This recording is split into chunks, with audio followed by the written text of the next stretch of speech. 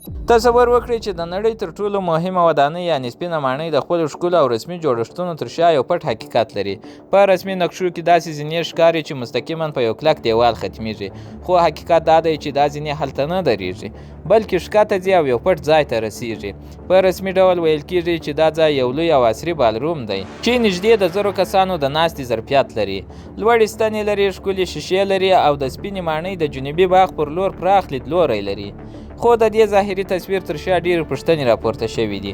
په 2025 کال کښې اعلان وشو چې دا به د سپینې ماڼۍ تر ټولو لویه پراختیا وي. له دویم نړیوال جنګ وروسته ویل کېدل چې دا پروژه به په بشپړ ډول په شخصي پیسو تمویل شي، نه د خلکو د مالیاتو په پیسو. خو کله چې د تمویل سرچینو ته وکتل شول نو د لویو شرکتونو نومونه پکښې ښکاره شول، لکه امازون او لاکهیډ مارټین چې دواړه د حکومت سره میلیارډونه ډالره قراردادونه لري.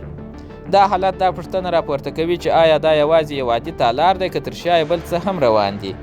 شکونه هغه وخت نور هم زیات شول کله چې د سپینې ماڼۍ ختیځ طرف ناڅاپه ونړول شو. هیڅ رسمي ودانیز جواز نه و اخیستل شوی، هیڅ تفصیلي پلان له اړوندو ادارو سره نه و شریک شوی او حتی کارکوونکو ته ویل شوي و چې د کاري ساحې انځورونه مه اخلئ. دا ټول د عادي ودانیز کار نښې نه وې. کله چې موضوع حقوقي پړاو ته ولاړه، حکومت د ملي امنیت دلیل وړاندې کړ او داسې محرم اسناد یې ثبت کړل چې د قضیې د مقابل لوري وکیلانو هم ورته لاسرسی نه درلود. دې حالت لا پوښتنې زیاتې کړې. وروسته ډونالډ ټرمپ په ښکاره ډول وویل چې د دې بالروم لاندې یو لوی نظامي کمپلیکس جوړیږي او ویل یې چې بالروم یوازې د دې پټ جوړښت پوښ دی. کله چې د جوړښت تخنیکي اړخونه وکتل شي موضوع لا جدي کیږي. داسې کانکریټ کارول کیږي چې د چاودنو پر وړاندې مقاومت لري. فولادي میلې ډېرې نږدې ایښودل شوي دي.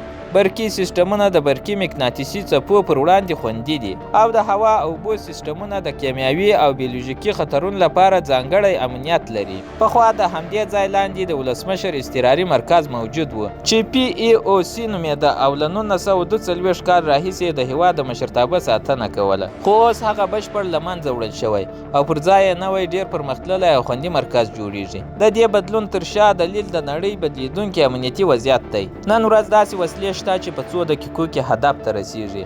هایپرسونیک توغندي کولی شي په 3 دقیقو کښې برید وکړي او د برقي مقناطیسي څپو برید کولی شي ټول برقي سیسټمونه فلج کړي. له همدې امله نوی جوړښت داسې ډیزاین کیږي چې د سختو شرایطو پر وړاندې مقاومت ولري، خپلواکه برېښنا، اوبه او هوا ولري او په هر حالت کښې د حکومت د چلولو وړتیا وساتي. اټکل کیږي چې د دې پټ کمپلیکس دننه به یو لوی د کمانډې مرکز وي چې له پوځ، استخباراتو او نړیوالو متحدینو سره به مستقیم اړیکه لري. همدارنګه به پکښې د ژوند کولو اسانتیاوې، طبي مرکزونه او پټې د وتلو لارې هم موجودې وي. نو کله چې تاسو د سپینې ماڼۍ ښکلي انځور ته ګورئ یوازې هغه تالار مه وینئ بلکې فکر وکړئ چې د دې ودانۍ لاندې څه روان دي او هغه زینې چې داسې ښکاري چې په دیوال سره ختمیږي په حقیقت کښې هیڅ ځای ته نه درېږي بلکې ښکته ځي هغه ځای ته چې ډېر لږ خلک یې په اړه پوهیږي.